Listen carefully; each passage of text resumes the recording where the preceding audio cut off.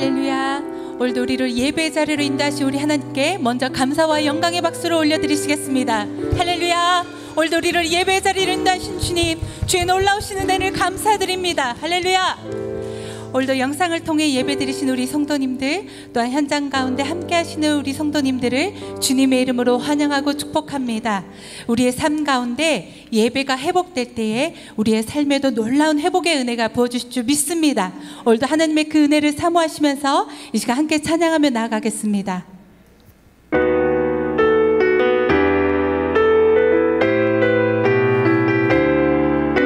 주님 큰 영광 받으소서. 주님 큰 영광 받으소서. 홀로 찬양 받으소서. 모든 이름 위에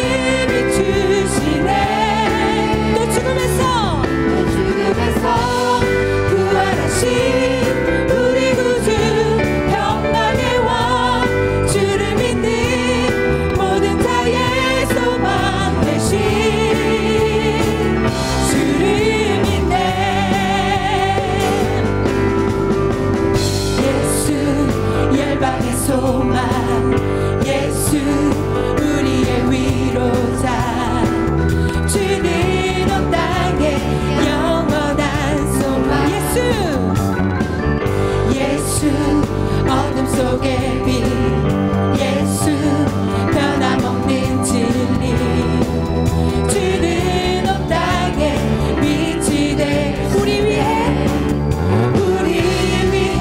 죽으시고 다시 사신 생명의 주 주님만이 소망이요 변함없는 반석이라 주님만이 온 세상을 비추시네 또 죽음에서 부활하신 우리 구주 평강의 왕 주를 믿는 모든 자의 소망 되신 주를 믿네 우리 위해 죽으시고 우리 위해 죽은 다시 사신 우리 위해 죽으시고 다시 사신 생명의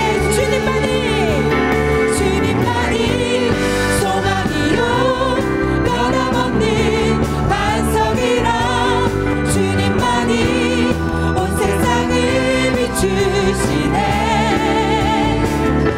또 죽음에서 부활하신 우리 구주 평강의 왕 주를 믿는 모든 자의 소망 되신 주를 믿네 주님 뜻대로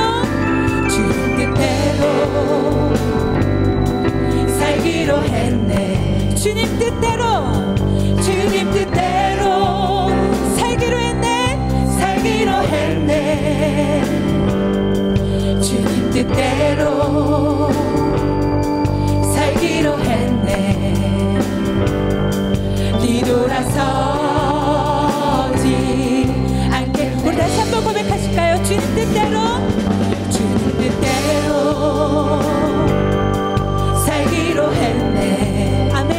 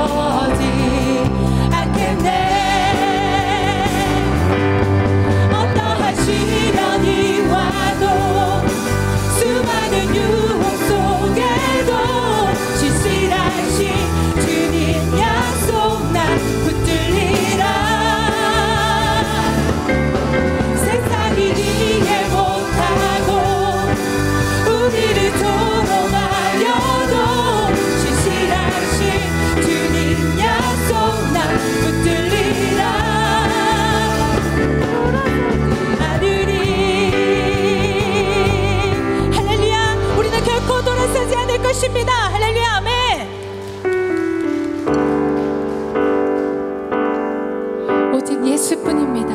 은혜 아니면 우리는 살아갈 수가 없습니다. 이 시간 함께 고백하며 나아가겠습니다. 은혜 아니면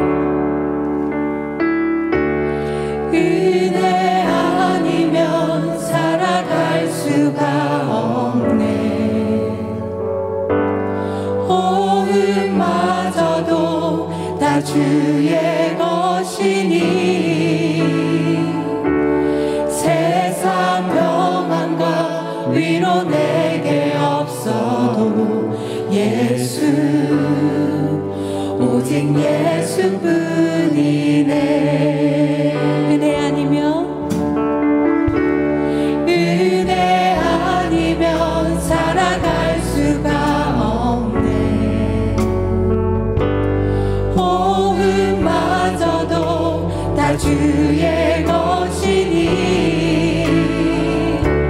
세상 평안과 위로 내게 없어도 예수, 오직 예수뿐이네.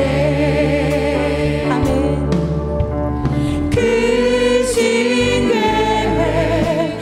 볼 수도 없고 작은 고난에 지쳐도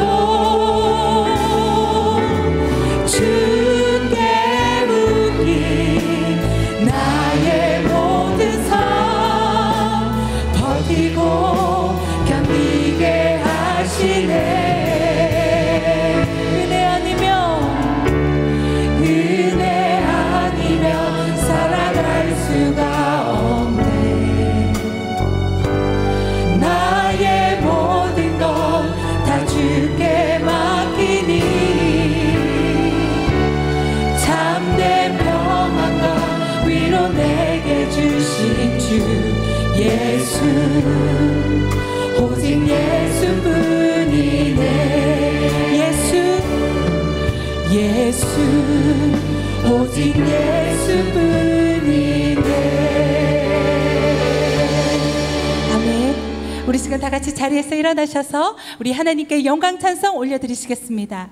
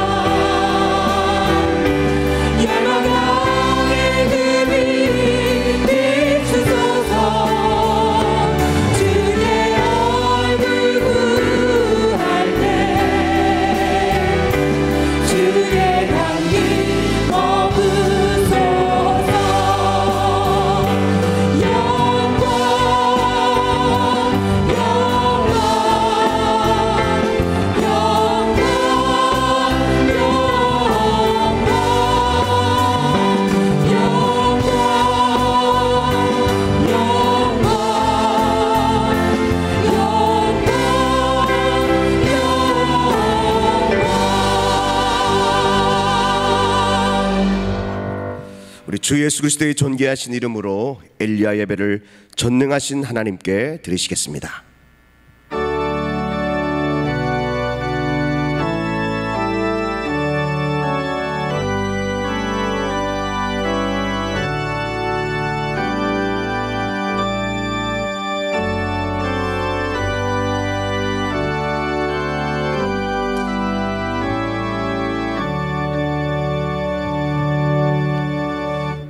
내 자손을 하늘의 별과 같이 번성하게 하며 이 모든 땅을 내 자손에게 주리니 내 자손으로 말미암아 천하 만민이 복을 받으리라.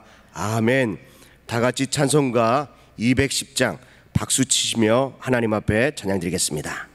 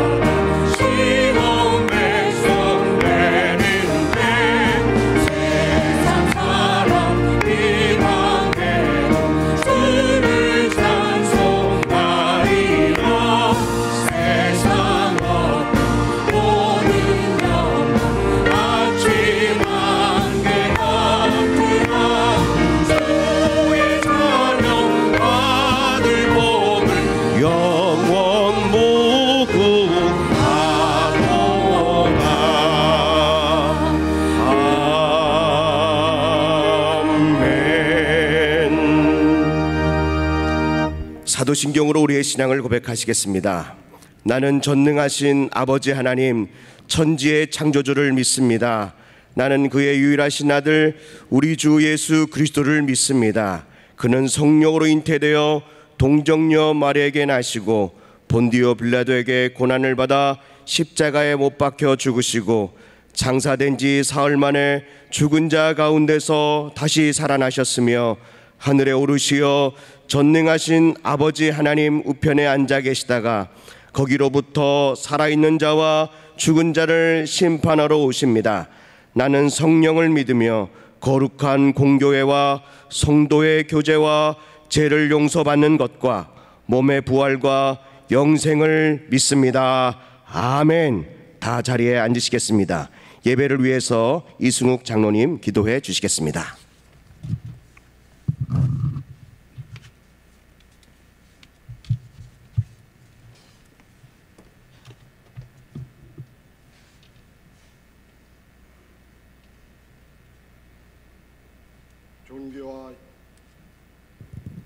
존귀와 영광 받으시기에 합당하신 살아계신 하나님 아버지 감사합니다. 이 시간 작은 인원이지만 성전에 모여서 예배드릴 수 있게 해주시고 또한 영상으로 각자의 자리에서 엘리야 예배의 예배자로 삼아주시니 그 크신 사랑과 은혜에 무한 감사드립니다. 지난 9개월 돌이켜보면 좋은 일에 웃으며 기뻐하고 슬픈 일에 근심하며 걱정하기도 했고 아픔에 회복되는 기쁨도 있었습니다.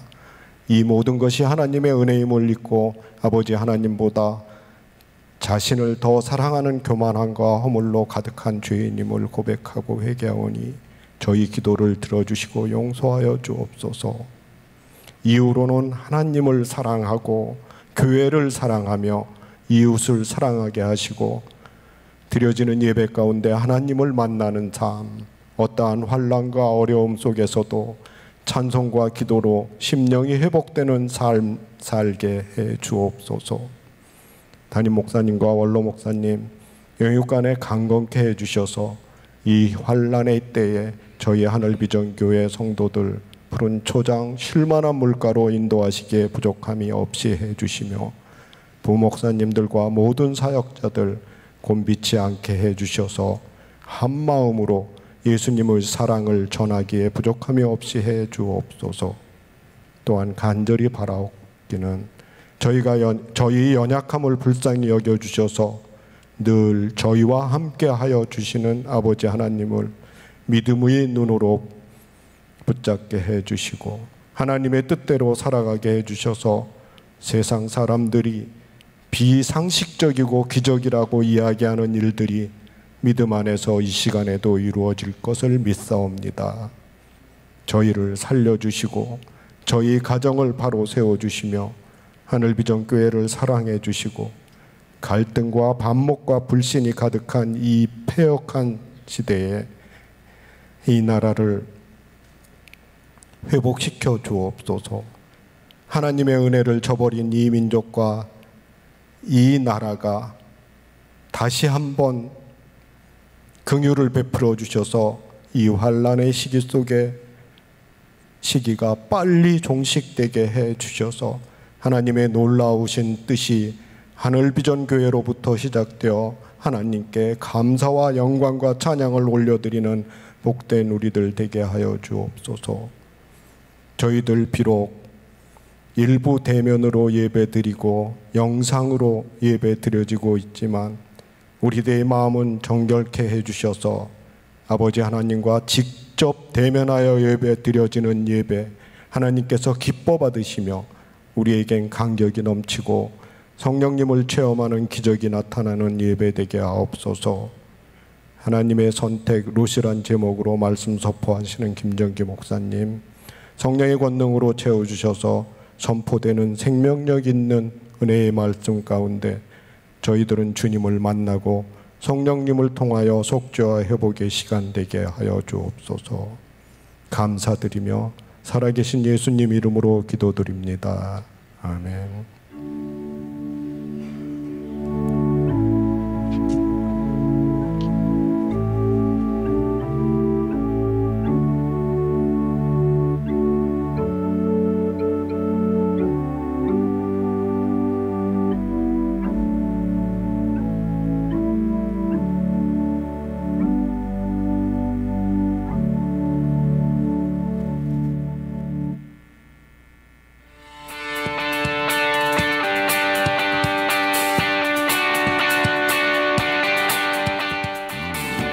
샬롬.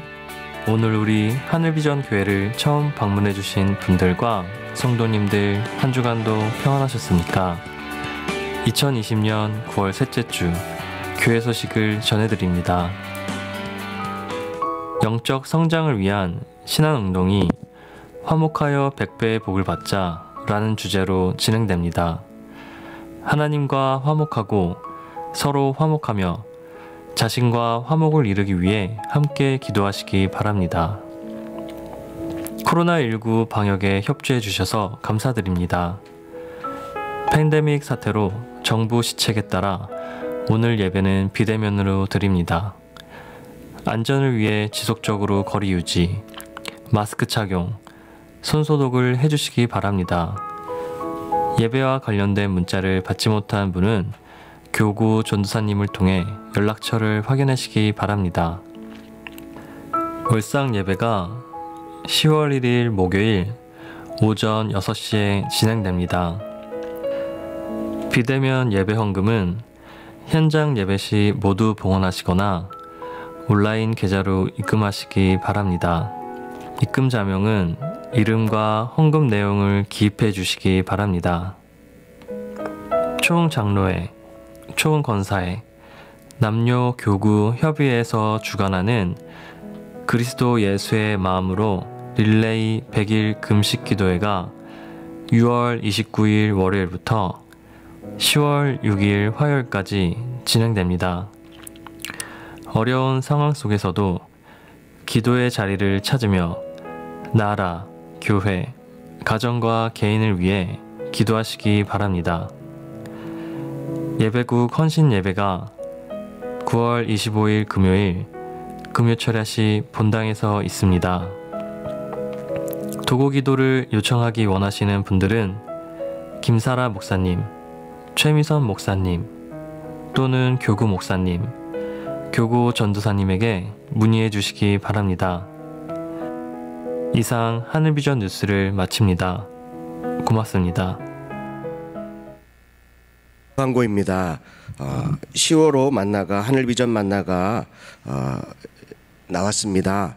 구입을 원하시는 성도님들은 교구 전도사님과 그리고 행정처 합해서 구입을 할 수 있습니다. 그래서 10월 한 달 하늘비전 만나를 통해서 함께 은혜 받는 시간을 가졌으면 좋겠습니다. 오늘 우리에게 주신 하나님의 말씀은 구약성경 룻기서 1장 15절로 22절 말씀입니다. 구약성경 룻기서 1장 15절로 22절 말씀입니다. 하나님의 말씀을 제가 봉독합니다. 나오미가 또 이르되 보라 내 동서는 그의 백성과 그의 신들에게로 돌아가나니 너도 너의 동서를 따라 돌아가라 하니 룻이 이르되 내가 어머니를 떠나며 어머니를 따르지 말고 돌아가라 강건하지 마옵소서. 어머니께서 가시는 곳에 나도 가고 어머니께서 머무시는 곳에서 나도 머물겠나이다. 어머니의 백성이 나의 백성이 되고 어머니의 하나님이 나의 하나님이 되시리니 어머니께서 죽으시는 곳에서 나도 죽어 거기 묻힐 것이라. 만일 내가 죽은 일 외에 어머니를 떠나면 여호와께서 내게 벌을 내리시고 더 내리시기를 원하나이다 하는지라. 나오미가 룻이 자기와 함께 가기로 굳게 결심함을 보고 그에게 말하기를 그치니라. 이에 그 두 사람이 베들레헴까지 갔더라. 베들레헴에 이를 때에 온 성읍이 그들로 말미암아 떠들며 이르기를 이가 나오미냐 하는지라. 나오미가 그들에게 이르되 나를 나오미라 부르지 말고 나를 마라라 부르라. 이는 전능자가 나를 심히 괴롭게 하셨음이니라. 내가 풍족하게 나왔더니 여호와께서 내게 비어 돌아오게 하셨느니라. 여호와께서 나를 징벌하셨고 전능자가 나를 괴롭게 하셨거늘 너희가 어찌 나를 나오미라 부르느냐 하느냐. 나오미가 모압 지방에서 그의 며느리 모압 여인 룻과 함께 돌아왔는데 그들이 보리 추수 시작할 때에 베들레헴에 이르렀더라. 아멘. 읽어드린 본문의 말씀을 가지고 김정기 목사님께서 하나님의 선택 룻이라는 제목으로 하나님의 말씀을 선포하실 때에 큰 은혜의 시간 되시기 바랍니다. 할렐루야. 한 주간도 평안하셨습니까? 사람의 얼굴을 보고 이렇게 또 환영합니다, 축복합니다 라고 말하는 것이 이렇게 귀하고 좋은 것인지를 몰랐습니다. 우리 좀 거리는 있지만 우리 서로를 향해서 사랑하고 축복합니다 한번 인사하시겠습니다. 사랑하고 축복합니다. 하나님의 은혜가 풍성한 삶이 되시기를 바랍니다. 하나님의 선택 룻. 사람을 만나면 역사가 일어나고 하나님을 만나면 기적이 일어난다. 하나님과 대면하여 만나는 그 삶은 복입니다. 또 좋은 사람을 만나는 것도 참 좋은 것입니다. 2003년 미국의 팍스 TV에서는 백만장자 조라는 만남 프로그램을 방영한 적이 있습니다. 5천만 달러를 유산으로 받은 이 조는 20명의 여인 중에서 자신의 짝 한 명을 찾는 그런 프로그램에 등록했습니다. 데이트를 한 명 한 명 하며 원치 않는 사람을 떨어뜨렸고 최종 한 명에게 청혼을 하는 그런 프로그램입니다. 마침내 한 명의 여인이 남게 되었고 조는 이제 프로포즈를 준비하였습니다. 자, 그런데 그 프로그램이 끝나는 그 순간에 방송을 보던 청중들은 깜짝 놀랐습니다. 방송사가 기획한 기획인데 백만장자로 알고 있는 이 조는 사실은 월급 200만 원을 받는 공사장 인부였던 것입니다. 과연 그 진실을 그 여인이 알고도 그의 청혼을 받아들일지 사람들은 숨죽여 보고 있었습니다. 여인의 선택에 관심을 기울였죠. 모두의 예상을 깨고 그 여인은 조의 청혼을 받아들였고 사람들은 사랑을 선택한 그 여인에게 박수를 보냈으며 팍스TV에서는 예정에도 없던 한 10억 정도의 돈을 축의금으로 그들에게 주었습니다. 백만장자와 결혼하기와 같은 TV쇼나 드라마가 인기가 많습니다. 한국 드라마는 대부분 이런 신데렐라 스토리와 같은 내용이 유독 많습니다. 재벌의 아들이 가난한 여인을 만나 사랑에 빠지게 되고 부모의 반대에도 불구하고 결혼하는 그런 아름다운 이야기입니다. 우리의 자녀들이 신데렐라 스토리의 주인공들이 다 되었으면 좋겠습니다. 아멘이십니까? 아들을 키우시는 분들은 아멘 하지 않으시고 계시고, 우리 자녀들이 잘 되고 형통하기를 소망합니다. 성경에 보면 이 백만장자와 결혼하는 내용, 이 신데렐라 스토리와 같은 사연들이 많습니다. 그 중에 이 룻의 이야기는 너무도 극적이고 아름다워서 읽을 때마다 가슴이 콩당콩당 뜁니다. 사실 룻은 이스라엘 백성들이 천하게 여기는 이방인, 그 중에서도 원수로 여기고 있는 모압 사람입니다. 창세기 19장에는 그들의 경멸한 이유가 기록되어 있는데 아버지와 딸 사이에서 태어난 아들이 모압입니다. 그리고 신명기 23장에는 그들을 더 미워하는 이유가 기록되어 있습니다.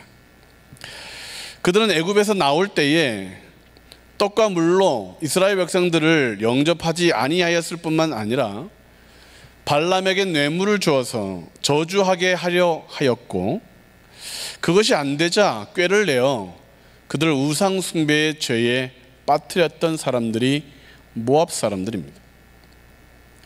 고난을 당하는 이스라엘 백성들을 긍휼히 여기지 않은 것도 문제가 되는데 저주까지 퍼부었고, 사실 이스라엘과는 멀지 않은 친척 관계인데 남보다 더 악하게 대했던 민족이 모압, 룻은 그 모압 사람이었습니다.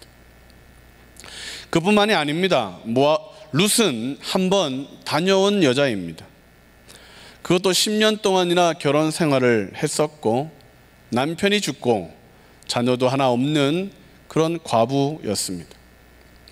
당시 자식이 없다라는 얘기는 여자로서 그런 자격이 부족하다는 의미인데, 어떻게 그런 여자가 보아스와 결혼할 수 있었을까? 만약 여러분들 중에 외아들이 이런 여자와 결혼한다고 하면 부모된 입장에서 환영하시겠습니까? 아니면 반대하시겠습니까?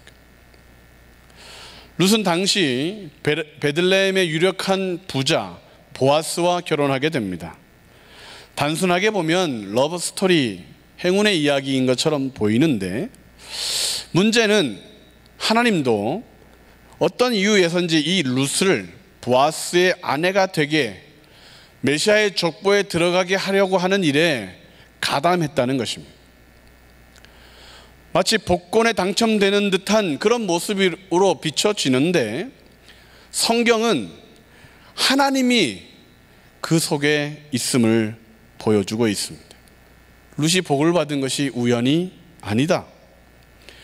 보아스가 룻을 아내로 선택한 것은 보아스가 금사빠가 여서가 아니라 하나님께서 특별한 은혜로 그 룻을 하나님의 사람으로 선택하였다는 것을 보여주고 있습니다. 그렇다면 하나님은 왜 룻을 선택하셨던 것일까요? 마태복음 1장에 그 룻의 이름을 다시 기록하며 왜 그를 칭찬하고 있을까요? 첫 번째로 하나님께서 룻을 선택한 이유는 룻이 도리를 다했기 때문에 하나님께서 돌봐주신 것입니다. 한번 읽으시겠습니다. 시작. 룻이 도리를 다했기에 하나님께서 돌봐주신 것입니다. 1장 12절부터 14절까지에 보면 돌아가라라고 말하는 이 시어머니의 권면에 이 오르바는 울면서 입 맞추고 떠났지만 이 룻은 그 어머니를 붙들었다라고 하는 내용이 기록되어 있습니다. 하나님은 왜 룻을 선택하셨느냐? 룻은 사람의 도리를 다 하는 여인이었습니다. 나오미에게는 며느리가 2명 있었습니다. 오르바와 룻입니다. 1장 초반의 내용을 읽어보면 이 오르바도 참 착한 여자였다는 것을 알 수 있습니다. 남편이 죽고 집안이 망했음에도 오르바는 시어머니를 모시는 그런 효도하는 여인이었습니다. 그런데 룻과 오르바의 결정적인 차이는 나오미가 며느리들에게 고향으로 돌아가라, 모압으로 가라 라고 권면했을 때 그 차이가 나타납니다. 나오미는 고향 베들레헴으로 돌아가는 이 결정을 하고 나서 죽어도 고향에서 죽자 그런 마음으로 타향살이를 끝내려고 결심하고 보니 오르바와 룻이 목에 가시처럼 걸리는 것입니다. 그래서 며느리를 불러 살 길을 열어주는 거죠. 너희는 나를 떠나 너희 살 길을 찾아라. 나와 있어봐야 더 좋은 일이 없다. 아가들아 떠나라. 그러자 오르바는 나오미에게 입을 맞추고 살 길을 찾아 떠났고, 그럼에도 룻은 따르지 않고 오히려 어머님을 더 붙들었습니다.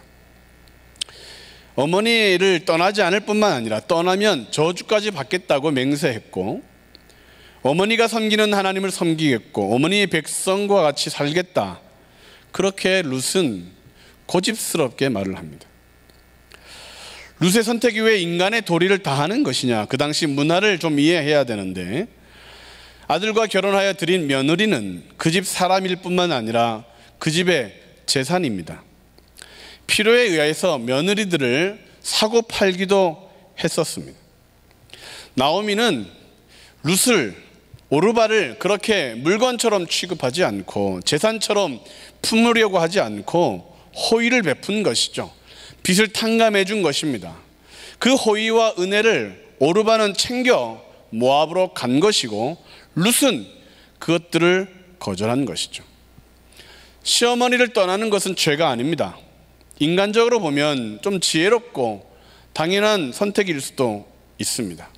반대로 룻은 실리와 이득이 아니라 도리를 다해 시어머니를 모시려고 하는 모습을 보입니다. 그런 결정을 한 룻을 하나님께서 돌봐주시는 내용이 1장과 넘어 2장 후반절부터 시작되는 하나님의 역사입니다. 사람이 해야 할 도리를 다한다면 하나님은 돌보아 주신다. 은혜를 입었다면 그 은혜를 기억하는 자를 하나님은 칭찬하시고, 배신하거나 자신의 이익으로만 삼으면 하나님께서는 돌보시는 일이 줄어든다. 제가 신학을 공부할 때, 그리고 목사로 안수를 받을 때 선배님들로부터 많이 들었던 충고가 있습니다. 먼저 사람이 되라는 조언이었습니다.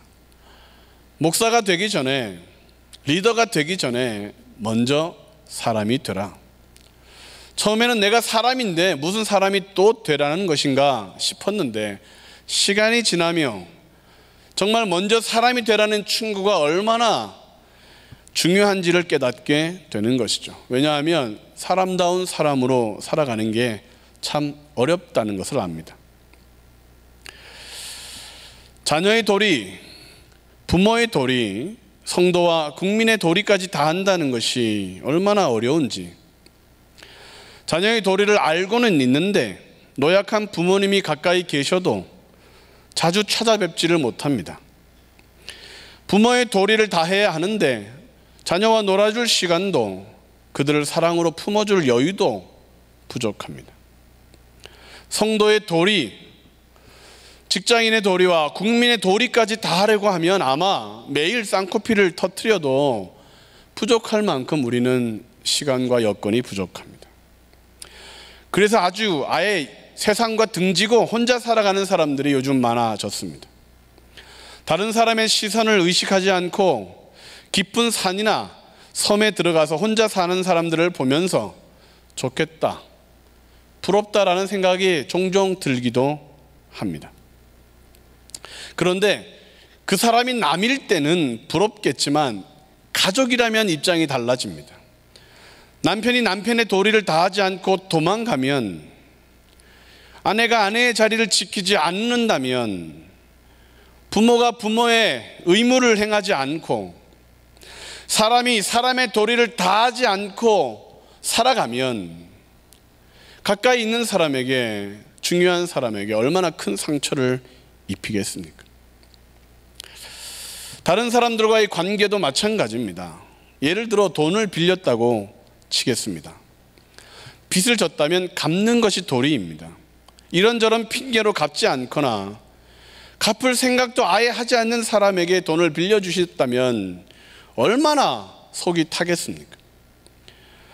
해야 할 일을 하지 않고 남에게 미루는 사람과 같이 일을 해야 한다면 얼마나 답답하시겠습니까? 그런 사람이 교회 다닌다고 하면, 교회 오라고 하면 예수님 믿고 싶은 마음이 생기겠는가? 그 사람이 어떤 사람인지 아는데 믿음이 좋다고 자랑하면 얼마나 우습겠는가? 그런 사람이 교회 직분자라고 하면 동네에서 얼마나 나쁜 소문이 나겠는가? 제가 미국에 있을 때 한 집사님 때문에 교회가 아주 곤욕스러웠던 때가 있었습니다. 그 집사님은 공부를 마치고 박사학위를 받고 한국으로 돌아갔는데 가면서 크레딧 카드를 어마어마하게 긁고 간 것입니다. 알고 보니 한국으로 돌아가면 카드값을 지불하지 않아도 되는 맹점을 이용한 것입니다. 당시 미국 카드 회사는 한국으로 돌아간 사람들의 카드값을 돌려받을 방법이 없었습니다. 그 집사님은 사기를 치고 미국을 떠난 것입니다. 직원이 교회까지 찾아왔습니다. 당시 유학생들 중에 이런 사기치는 박사들이 많았고 그것이 마치 지혜인 것처럼 가르쳐 줬습니다. 한국 갈 때 그러고 가. 그들은 사람의 도리를 행하지 않은 것입니다. 어쩔 수 없이 빚을 지었다면 반드시 갚아야 합니다. 갚을 수 없는 상황, 안타까운 환경에 있을 수 있습니다. 그래도 사람의 도리는 다할 수 있습니다. 빚을 갚기 위해 외식을 줄여야 하고 사치하지 않아야 하고 빚을 준 사람이 자신을 희생하며 어려움을 겪어가며 도와준 것을 감사하고 살아야 합니다. 도리어 빚 준 사람에게 더 당당하게 말하는 사람이 있습니다.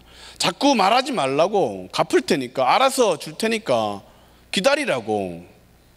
이게 말이나 됩니까? 그런 사람은 하나님께 복을 받을 줄 생각 말아야 합니다. 내 사업이 부도나는 한이 있어도 어음을 책임져 줘야 하고 그래야 하나님께서 그 사람을 책임져 주십니다. 내 형편이 어려워도 빚진 것을 먼저 갚으려고 노력할 때 하나님은 그 사람의 사정을 돌아봐 주는 것이죠. 왜 아멘이 없습니까?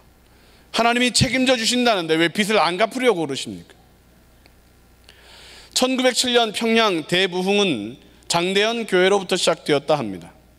선교사님들의 말씀이 있었고 성도들의 기도가 뜨거웠지만 부흥은 사실 다른 것에서부터 시작되었습니다. 길선주 장로님이 자리에서 일어나 자신의 죄를 고백한 사건 때문이죠.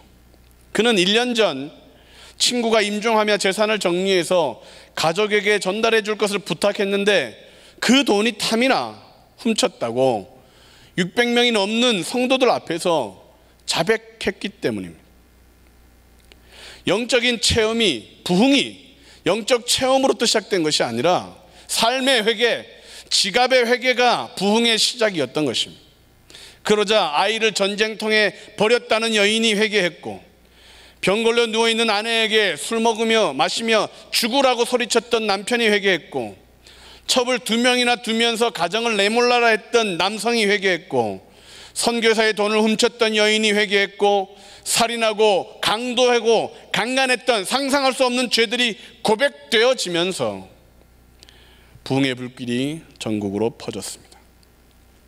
그들의 회개는 교회에서만 그쳐진 것이 아니라 손해를 입은 사람들에게 직접 찾아가 사과하고 제물로 갚아주었습니다. 평양 신화가 발칵 뒤집혔고 그야말로 교회로부터 시작하여 불덩어리와 같은 그런 삶이 지옥같이 가난에 찌들어졌던 사람들의 삶에 희망이 보이기 시작했던 것입니다. 우리 그리스도인들이 사람의 도리를 다하고 사람들 앞에 회개하고 하나님 앞에 회개한다면 하나님의 부흥은 다시 시작될 것입니다. 에스겔서 18장 7절부터 9절 말씀을 보면 이렇게 기록되어 있습니다. 사람을 학대하지 아니하며 빚진 자의 저당물을 돌려주며 강탈하지 아니하며 줄인 자에게 음식물을 주며 벗은 자에게 옷을 입히며 별일을 위하여 꾸어주지 아니하며 이자를 받지 아니하며 스스로 손을 금하여 죄를 짓지 아니하며 사람과 사람 사이에 진실하게 판단하며 내 율법을 따르며 내 규례를 지켜 진실하게 행할진대 그는 의인이니 반드시 살리라. 주 여호와의 말씀이니라. 우리나라에 복음이 전해진 지는 다른 나라에 비해 그렇게 오래되지 않았습니다. 일본보다 100년 이상이나 늦습니다. 그런데 그 어느 나라보다 우리는 복을 많이 받았습니다. 이렇게 복을 많이 받은 것은 한강이 있어서가 아닙니다. 풍수지리를 잘 보고 조상묘를 잘 세워서도 아닙니다. 우리나라 사람들에게는 다른 나라에게는 없는 이 경천애인이라는 도리가 있었습니다. 위로는 하나님을 경외하고 옆으로는 사람들을 사랑하는 도리. 하나님을 무서워서 악한 짓을 멀리 했습니다. 예수님을 믿기 전에도. 가난해도 불쌍한 사람들을 도왔습니다. 교회 다니기 전에도. 콩 한 쪽이 있어 반쪽으로 나눠 먹었습니다. 그 사람이 원수라고 해도 이웃의 아픔을 같이 아파했고 힘든 일은 같이 이겨내도록 했습니다. 이것이 하나님이 창조하신 사람의 도리였습니다. 사람의 도리만 다해도 하나님께서 돌보아 주시는데 만약 믿음의 도리, 성도의 도리를 다 한다면 어떤 일이 있겠습니까? 사람에게 죄 지은 것을 회개했을 때도 부흥이 일어났는데 하나님께 지은 죄를 회개한다면 우리는 또 다른 기적을 경험하게 될 것입니다. 세상 속에서 빛과 소금으로 살아가라고 하시는 하나님의 도리를 지키라는 의미, 국민의 의무를 다하는 것은 신앙생활 하는 것보다 중요합니다. 아들이 건강하면 군대를 보내는 것은 신학교를 보내는 것보다 더 가치 있습니다. 직장인으로, 가정주부로, 선생님으로 맡은 일에 주어진 사명을 그 도리를 다하면 하나님이 돌보아 주시는 것은 하나님의 약속입니다. 예수님을 제대로 믿는데 농땡이 피우는 사람은 없습니다. 하나님을 두려워하는데 사람을 가벼이 보는 사람은 없습니다. 디모데전서 5장 8절은 이렇게 기록합니다. 누구든지 자기 친족, 특히 자기 가족을 돌보지 아니하면 믿음을 배반한 자요 불신자보다 더 악한 자니라. 잠언 19장 17절 말씀, 가난한 자를 불쌍히 여기는 것은 여호와께 꾸어 드리는 것이니 그의 선행을 그에게 갚아 주시리라. 2020년 100배의 복을 받기 위해 우리는 약속의 말씀을 붙들고 9월 말까지 달려가고 있습니다. 분기마다 영적 성장을 위한 신앙운동을 펼치고 있죠. 이제 마지막 분기 9월부터 12월까지는 화목하여 100배의 복을 받자입니다. 우리는 화목하는 법을 룻에게서 배워야 합니다. 룻은 자기 자신과 화목했습니다. 운명을 비관하거나 자살하지 않았습니다.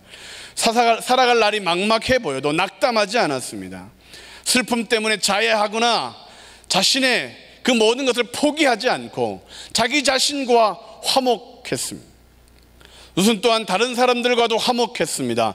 누구를 탓하거나 원망하거나 비난하지도 않았습니다. 시어머님을 잘 모셨습니다. 떠나는 오르바에게도 축복했습니다. 룻은 하나님과도 화목했습니다. 하나님을 원망할 수도 있고 신앙을 포기할 수도 있는 그런 극심한 고난을 당했는데도 감사를 선택했습니다. 다시 우상에게로, 과거에게로 편한 삶으로 갈 수도 있었으나 하나님을 더 믿기로 결단하고 하나님의 손을 붙들었습니다. 자신과 이웃 그리고 하나님과 화목하여 우리도 100배의 복을 받고자 영적 성장을 위한 신앙운동을 하고 있지 않습니까? 그러므로 하나님께서 룻을 선택하신 것처럼 우리도 사람의 도리를 다하여, 성도의 도리를 다하여 복을 받기를 주님의 이름으로 축원합니다. 두 번째로 하나님께서 왜 룻을 선택한 것일까? 룻이 선택을 잘했기에 하나님께서 복을 주신 것입니다. 시작. 룻이 선택을 잘했기에 하나님께서 복을 주신 것입니다. 1장 15절부터 17절까지의 말씀을 보면 룻의 고백이 있습니다. 룻이 이르되 내게 어머니를 떠나며 어머니를 따르지 말고 돌아가라 강권하지 마옵소서. 어머니께서 가시는 곳에 나도 가고 어머니께서 머무시는 곳에 나도 머물겠나이다. 어머니의 백성이 나의 백성이 되고 어머니 하나님이 나의 하나님이 되시리니 어머니께서 죽으시는 곳에서 나도 죽어 거기 묻힐 것이라. 만일 내가 죽는 일 외에 어머님을 떠나면 여호와께서 내게 벌을 내리시고 또 더 내리시기를 원하나이다 하는지라. 룻이 무엇을 선택했는지 말씀을 보는 우리는 압니다. 그가 정말 좋은 것을 선택했구나. 늙은 과부 나오미를 선택하는 것이 정말 잘한 선택이구나. 이스라엘 백성들과 같이 살겠다고, 그들처럼 되겠다고 한 선택은 정말 복된 선택이구나. 어머니 하나님을 나의 하나님으로 선택하고 살겠다고 하는 그 고백이 얼마나 위대한 고백인지 우리는 압니다. 그런데 룻이 처음 이 선택을, 이 고백을 할 때 그는 오히려 손해가 되는 선택, 오히려 힘든 선택을 하고 있는 것입니다. 마치 소가 뒷걸음질로 쥐를 잡은 것처럼 정말 말도 안 되는 어마어마한 것을 룻은 선택한 것입니다. 당시에 그것은 멍청한 것이고, 당시에 그것은 손해나는 것이고, 당시에 그것은 정말 아무짝에도 쓸데없는 고집처럼 보였는데, 그가 뽑기처럼 뽑았는데 대박이 터진 것입니다. 바로 오늘 예배를 드리는 저와 여러분들도 마찬가지 아니겠습니까? 오늘 예배를 드린다는 게 얼마나 큰 복인지, 우리의 믿음이, 우리가 하나님을 아버지라 부르는 것이 얼마나 위대한 고백인지 잘 모르시지요? 천국에 가면 아마 깜짝 놀라 기절하고 또 물 뿌리면 또 기절할 정도로 그렇게 어마어마한 선택을 룻은, 예배드리는 우리는 한 것입니다. 룻은 우연히 생명을 선택했는데 하나님은 룻에게 생명의 복을 주십니다. 룻은 우연히 하나님을 섬기겠다고 고백했는데 그 고백을 하나님은 강한 팔로 붙드셨던 것입니다. 신실하신 하나님이 알고 했든 모르고 했든 그의 믿음을 하나님은 복 주신 것입니다. 장수의 복이, 백배의 복이, 영생의 복이 그에게 있었던 것입니다. 왜요? 선택을 잘해서. 하나님은 우리에게 두 가지의 길이 있다. 신명기 30장에는 그렇게 말씀해 놓고 있습니다. 생명과 사망의 길, 복과 저주가 너의 앞에 있다. 그러므로 너는 생명을 택하고 복을 택하라. 살기 위해, 복을 받기 위해 생명과 복을 선택하라. 우리에게 끊임없이 말씀하고 계시는 것이죠. 시어머니가 오르바와 룻에게 너희들 둘 중에 하나 선택해 라고 했던 것처럼 성령님께서 매일 우리들에게 너 두 가지 길이 있는데 뭘 선택할래? 선택해. 룻이 효심이 많아서 복을 받은 것이 아닙니다. 복의 근원 되신 하나님을 선택했기 때문에 복을 받은 거죠. 예뻐서 시집 잘 간 것이 아닙니다. 하나님이 밀어주시고 당겨주시고 붙여주시고 이끌어주시니까. 아무리 예뻐도 인생 피곤합니다. 연예인을 보십시오. 돈이 많아도 가난하게 되고 권력이 있어도 실패하게 됩니다. 착해도 고생길이 훤합니다. 오직 하나님을 선택하고 생명과 복을 붙들어야만 우리의 내일은 희망과 기쁨과 생명이 넘치는 것이죠. 룻이 하나님을 선택하자 하나님은 룻을 책임져 주시는 거죠. 한번 갔다 왔지만, 나이가 많지만, 이방 여인이라고 멸시를 받았지만 꺼져가는 등불도 훅 불지 않으시고 끄지 않으시는 하나님이, 꺾어지는 갈대도 부러뜨리지 않으시고 붙들어 주시는 그 하나님이 하나님을 선택한 자를 존귀하게 세우신 것입니다. 세상은 이것을 행운이다, 신데렐라다 그렇게 말하지만 믿음의 사람들은 하나님의 기적인 것입니다. 어떻게 시간을 쓸지, 어디에 물질을 투자할지 잘 선택하는 우리가 되어야 하겠습니다. 한번 상상해 보십시오. 사람은 더 좋은 것을 선택하게 되어 있는데, 만약 제 손에 진한 갈색에 살이 통통하게 오른 바퀴벌레 한 마리가 꿈틀거리고 잡혀 있다고 생각해 보십시오. 먹을 수 있겠습니까? 드시겠습니까? 안 드십니까? 오케이, 그러면 제가 제안을 하나 하겠습니다. 10만 원을 준다면 드시겠습니까? 10만 원 정도는 뭐 100만 원, 1000만 원 없습니까? 1억. 손을 드신 분, 마음에 손을 드신 분 늦었습니다. 이미 다른 사람이 먹었습니다. 손해가 된다고 생각하면 우리는 신앙도 팔아먹게 됩니다. 믿음을 지키는 것이 미련하다고 여기게 되면 세상에서 믿음을 감춰버리게 됩니다. 오르반은 하나님을 믿는 것보다는 돌아가는 게 더 낫다고 생각한 것입니다. 오르반은 시어머니와 고난을 당하는 것보다는 자신의 살 길을 자신이 찾아야 된다고, 그게 더 나은 지혜라고 생각하고 돌아간 것입니다. 여러분은 어떠십니까? 마귀가 40일 금식한 예수님을 시험하던 장면이 있습니다. 마태복음 4장 8절부터 9절입니다. 마귀가 또 그를 데리고 지극히 높은 산으로 가서 천하 만국과 그 영광을 보여 이르되 만일 내게 엎드려 경배하면 이 모든 것을 내게 주리라. 예수님이 뭐라고 대답하셨느냐? 이에 예수께서 말씀하시되 사탄아 물러가라. 기록되었을 때 주 너의 하나님께 경배하고 다만 그를 섬기라 하였느니라. 마귀는 가진 것 전부 천하 만국의 영광을 주겠다라고 예수님 앞에 지금 그렇게 거들먹거리는 것입니다. 엄청 큰 것처럼 보이지 않습니까? 우리에게는 그것이 전부인 것처럼 보입니다.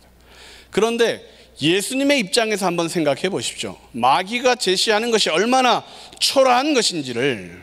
천하, 야, 하나님은 온 우주 만물을 지으신 분이시다. 영광, 야, 천사들도 두 눈 뜨고 볼 수 없는 하나님의 영광을, 그 밝고 아름다운 영광을 예수님이 소유하고 계신데, 그러니 절하고 싶은 마음이 있겠습니까? 아예 언급조차 안 하고, 야, 물러가라. 응? 야, 사단아, 물러가라. 사단은 멍청합니다. 뭐가 더 큰지를 모르고 지금도 사람들을 미혹합니다. 눈에 보이는 것이 전부인 줄 알고 사는 사람들에게는 이 마귀의 천하만국의 영광이 커 보이죠. 그래서 바퀴벌레와 같은 죄를 꿀꺽 삼키는 것이죠. 그래서 꿈틀거리는 지네와 같은 교만을 떨고 있는 것이죠. 마귀의 유혹이 좋아 보이고 커 보이니까 보이는 안목의 정욕, 이생의 자랑에 빠져 살아가고 있는 것이죠. 그러나 믿음의 눈으로 보면 그건 쓰레기입니다. 우리가 장차 받게 될 영광은 로마서 8장에 성령이 친히 우리의 영과 더불어 우리가 하나님의 자녀인 것을 증언하시나니 자녀이면 또한 상속자 곧 하나님의 상속자요 그리스도와 함께한 상속자니 우리가 그와 함께 영광을 받기 위하여 고난도 함께 받아야 할 것이니라 생각하건대 현재의 고난은 장차 우리에게 나타날 영광과 비교할 수 없도다. 아멘. 상속자입니다. 100만 달러 정도 상속자가 아니라 마귀가 제안하던 천하 만국 그 정도가 아니라 하나님의 영광, 하나님의 상속자. 믿으십니까? 신앙을 선택했다면 누구 때문에 교회 다니기 시작했다고 하더라도 잘 모르고 예배를 드린다고 할지라도 여러분 잊지 마십시오. 어마어마한 복이 여러분에게 있습니다. 그러므로 신앙을 일부분으로 생각하지 마시고 전부인 삶을 살아야 합니다. 신앙 때문에 가난해도 감사할 수 있습니다. 왜? 천국에서는 부자로 살 것이니까. 신앙 때문에 부유해도 겸손할 수 있습니다. 왜? 천국에서는 섬기는 자가 크니까. 믿음 때문에 인내할 수 있고, 신앙 때문에 남의 것을 빼앗지 않아도 우리는 자족할 수 있습니다. 왜? 하나님이 우리의 삶을 책임져 주시니까. 신앙 때문에 부정부패를 멀리하고 희생하고 더 사랑하고 헌신할 수 있습니다. 왜요? 장차 우리에게 있을 그 영광은, 그 상급은 우리가 여기서 내놓는 10,000원, 1,000원 이 정도의 가격이 아니기 때문에. 그러므로 룻은 여호와 하나님을 선택한 아름다운 선택을, 복된 선택을 하였기에 하나님께서 그 선택의 형통의 복을 주신 것입니다.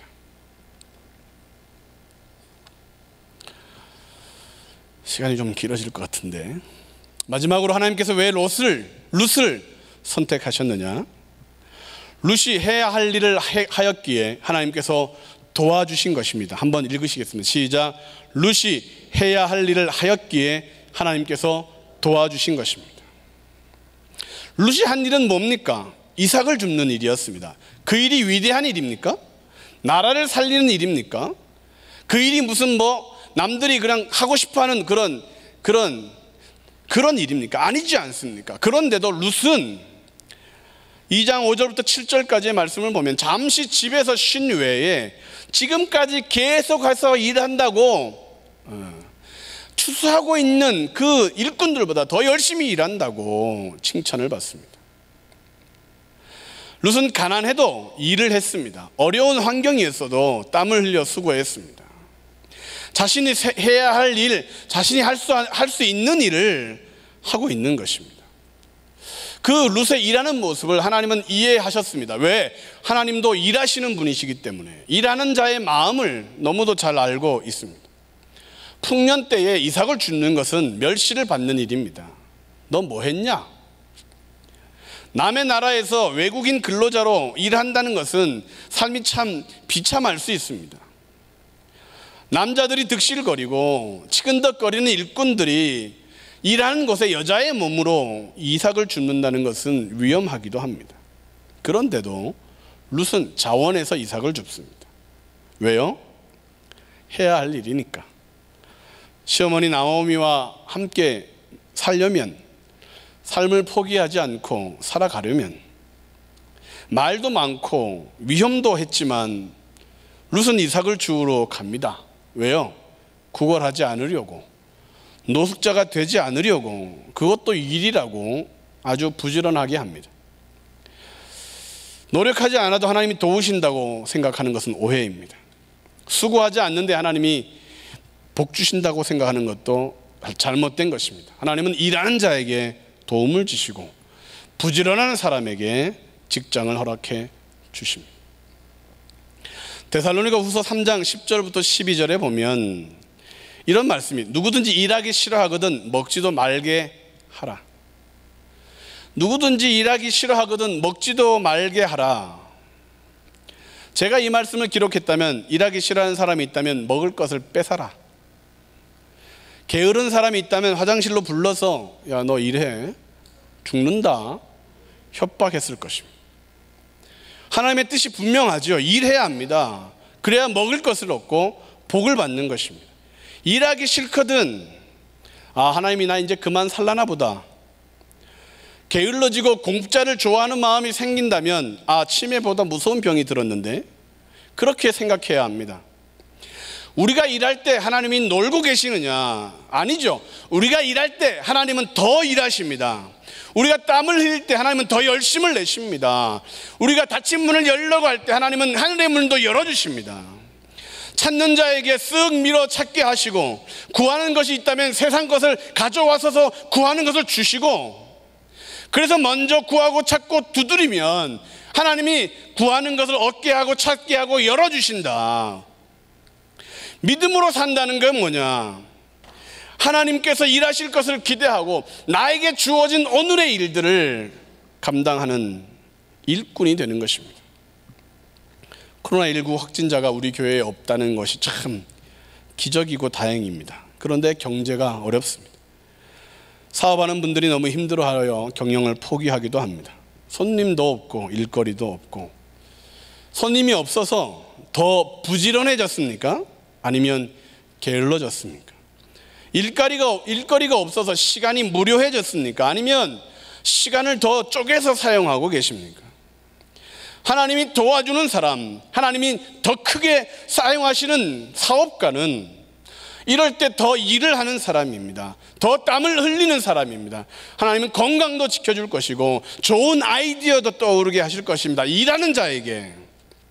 잠언서 6장 6절에 게으른 자여 개미에게 가서 그가 하는 것을 보고 지혜를 얻으라.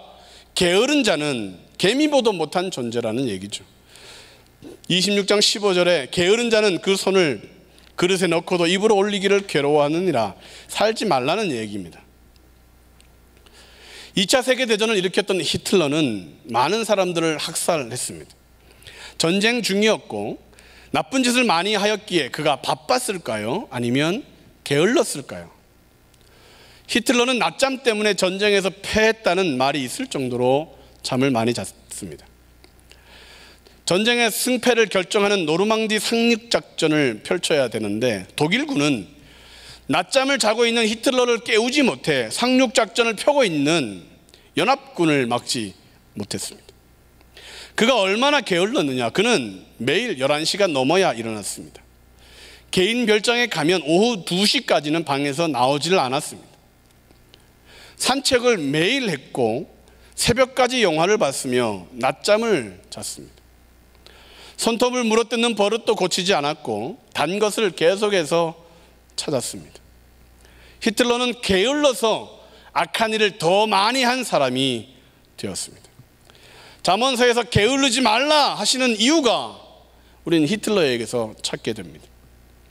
낮잠 자는 한 사람 때문에, 게으른 한 사람 때문에 세상은 지옥을 경험했던 것이죠. 그는 이런 말을 했습니다. 나는 잘못되었지만 세상은 더욱 잘못되어 있다. 그렇게 핑계를 대며 자신을 고치려고 하지 않았습니다. 나는 나 이침이 이게 나야. 그렇게 말하며 말씀을 듣지 않았습니다. 코로나가 무서운 이유는 우리들에게 게으름을 가르친다는 것입니다. 영적으로도 나태함을 갖게 한다는 것입니다. 그래서 코로나19가 무서운 것입니다. 하나님은 일하는 자를 돕는데 지금 아무도 일하려고 하는 의욕을 잃어버리고 있으니까, 하나님은 최선을 다하는 자에게 능력을 부어주시는 분인데 성도들이 낮아빠지고 있기 때문에 그래서 위험합니다. 백수이십니까? 더 바빠야 합니다. 공부를 하든지 일거리를 찾든지 더 발로 뛰어야 합니다. 집 밖으로 나갈 때 하나님은 동행하시기 시작합니다. 발로 뛰기 시작할 때 하나님은 길을 만들어 주시는 것이죠. 땀을 흘리는 자에게 하나님은 복을 주십니다. 예수님도 이렇게 그분을 소개합니다. 요한복음 5장 17절에 예수께서 이르시되 내 아버지께서 이제까지 일하시니 나도 일한다 하시매. 그리고 에스겔서 36장 37절에는 우리가 가장 중요하게 해야 되는 일에 대하여 기록하고 있습니다. 주 여호와께서 이같이 말씀하셨느니라. 그래도 이스라엘 족속이 이같이 자기들에게 이루어 주기를 내게 구하여야 할지라. 내가 그들의 수요를 양떼와 같이 많아지게 하되. 이같이 약속한 것이 이루어지기를 내게 구하여야 할지라. 코로나가 종식되기를 구하여야 할지라. 가뭄이 끝나기를 구하여야 할지라. 태풍이 빗나가기를 구하여야 할지라. 형통하기를 구하여야 할지라. 이른 새벽부터 하나님을 예배하고 기도함으로 일을 시작하면 하나님은 일한 자에게 상급을, 수고한 자에게 보너스를 주시죠. 그러므로 그리스도인이면서도 새벽에 깨지 않는 것은 게으른 것입니다. 하나님께서 룻을 선택하신 이유, 그는 일하는 자였기에 하나님이 도와주신 것입니다. 결론을 말씀드립니다. 그러면 오르반은 어떻게 되었을까? 오르바가 나오미를 떠나 모압으로 돌아간 때는 모압 땅이 아니라 베들레헴 근처였다고 합니다. 베들레헴까지 거의 다 왔는데 이제 마지막으로 나오미가 야 그래도 이제 마지막이야. 응? 더 이상 내가 이제 안 할 거야. 응? 어떻게 할래? 갈래 말래? 그랬더니 이 오르바는 모압으로 다시 돌아갔다고 합니다. 이 오르바는 사람의 도리를 다 할 뻔했습니다. 거의 하나님을 선택할 뻔했습니다. 거의 복을 받을 뻔했습니다. 서열대로 따지면 오르바가 윗이니까 보아스와 결혼한 여인은 룻이 아니라 오르바가 될 뻔했습니다. 유대 전승에 의하면 룻의 후손으로 다윗이 태어나고 오르바의 후손으로 골리앗이 태어났다고 합니다. 축복과 저주는 아주 작은 부분에서 성공할 뻔해서는 안 되고 충성할 뻔해서는 안 되고 끝까지 가야 합니다. 룻이 마태복음에 기록된 이유는 끝까지 베들레헴으로 갔기 때문에, 중간에 돌아서지 않았기 때문에, 끝까지 하나님을 선택하고 포기하지 않았기 때문에, 끝까지 성실하게 그 믿음을 지켰기 때문에. 사랑하는 성도 여러분, 하나님이 선택하시는 것에는 후회가 없습니다. 하나님은 그냥 아무나, 그냥 아무런 의미 없이 이 사람 저 사람을 뽑거나 선택하지 않으십니다. 복 줄 자에게 복을 주시고 은혜 베풀 자에게 은혜를 베푸시는 정확하신 하나님. 사랑하는 성도 여러분, 하나님이 후회하지 않으시도록 믿음을 끝까지 지킵시다. 하나님의 선택이 아이고 잘못이다 그렇게 되지 않도록 끝까지 충성하고, 먼저 하나님 나라와 의를 위하여, 교회를 위하여 그렇게 헌신하여 축복을 받는 복의 주인공들 다 되시기를 주님의 이름으로 축원합니다. 기도하시겠습니다. 한 1분간 조용히 기도하실 때 나의 신앙, 나의 믿음 다시 점검해보고, 하나님 룻이 복받은 것에 대하여 하나님 뒷말이나 하지 말고 나도 그렇게 복을 받아야겠습니다. 하나님, 우리도 우리의 삶을 고쳐 듣기만 했던 복의 이야기를 복의 주인공이 되고, 남들 간증할 때 입맛만 다시던 우리의 삶을 이제는 나도 간증하는 삶이 되도록. 코로나19는 기회입니다. 하나님을 대면하여 예배하는 것이 얼마나 중요한지를 비대면으로 우리는 배우고 있습니다. 하나님, 믿음에 이르도록 도와주십시오. 다시 한 번 더 온전한 선택, 온전한 복 놓치지 않게 해주옵소서. 우리 예수의 세 번 부르고 통성으로 기도합니다. 예수여, 예수여, 예수여. 하나님 감사합니다. 부족한 저희들을 택하셔서 하나님의 창을 살려주시고 이길 수 있도록, 견딜 수 있도록, 끝까지 달려갈 수 있도록 힘주시고 능력 주시니 고맙습니다. 뒤돌아서지 않게 하시고 포기하지 않게 하시고 어떤 환경, 어떤 상황이라도 하나님을 더 의지하게 해주옵소서. 믿음으로 이기게 해주시고, 가난한 여인 룻을 선택하신 하나님, 오늘 우리들도 선택하였으니 하나님 면류관의 주인공들 다 되게 해주옵소서. 이 시간 드려질 님을 위해서 기도하겠습니다. 하나님 감사합니다.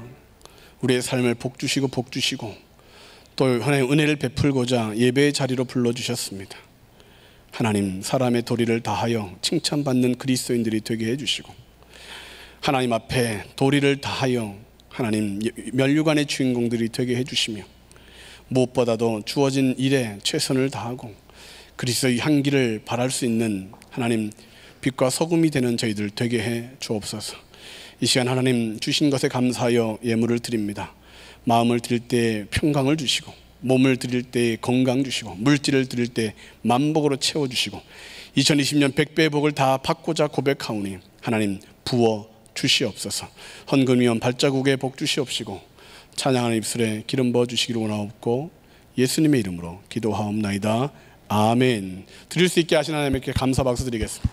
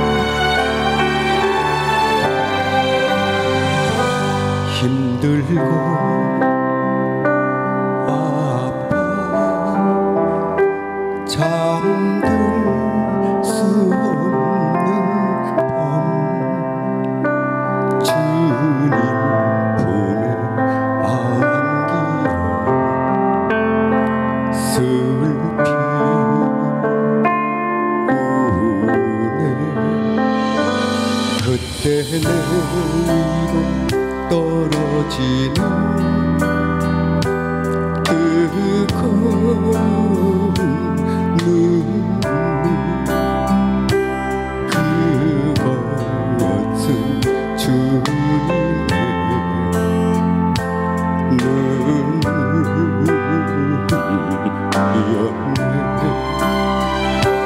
사랑하는 아들아 울지 말아라. 나도 너를 보면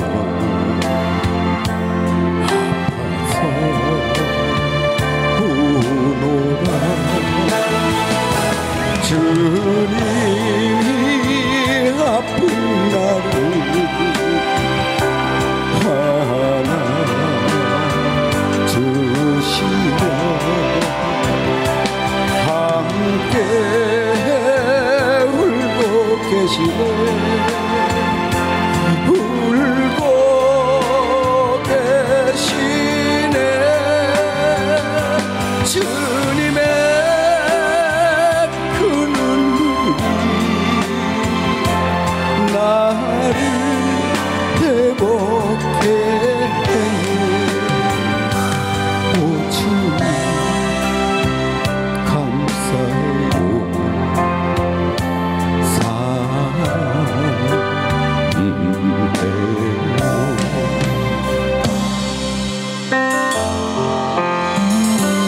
나보다 나를 더 사랑하시는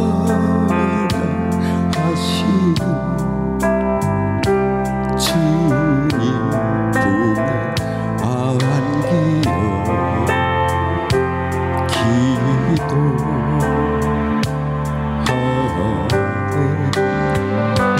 그때 내 귀에 들려오는 다정한 음성, 그것은 주님의 음성이었네.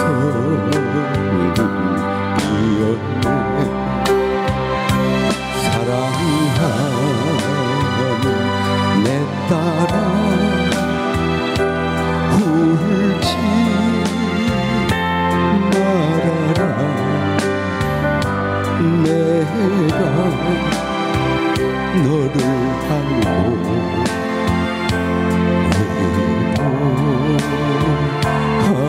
외로워하노라. 주님이 아픈 나를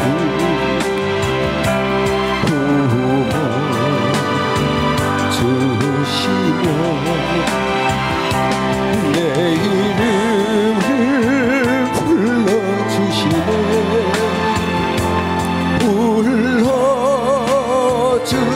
불러주시네. 주님의 그 음성이 나를 온전케 했네. 오 주님 감사해요.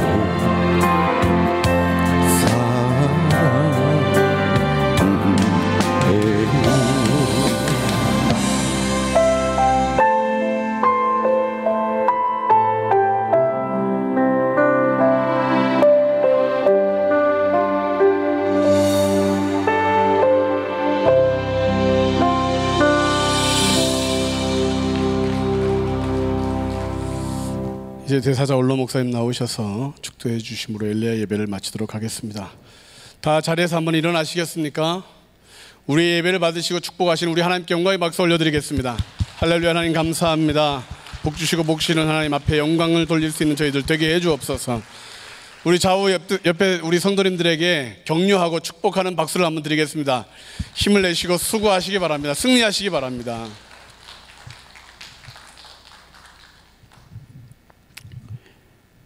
은혜 많이 받으셨죠?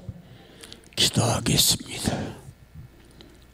지금 지금은 우리를 구원하신 예수 그리스도의 무한하신 은혜와 하나님 아버님의 극진하신 사랑과 성령님의 위로인도 내주하심이 나오미 들판에서 한 알 한 알 이삭을 줍는 그 일이 행복이 넘치는 모습으로 하늘 바라보고 감사드리는 심정이 하나님이 만복을 주신 것처럼 적은 일이라도 우리는 감사하는 마음을 가지고 하나님의 은총을 바라보는 신령한 눈으로 천만배의 복받는 성도가 우리가 되어지기를 존귀하신 예수님의 이름으로 축원합니다. 아멘.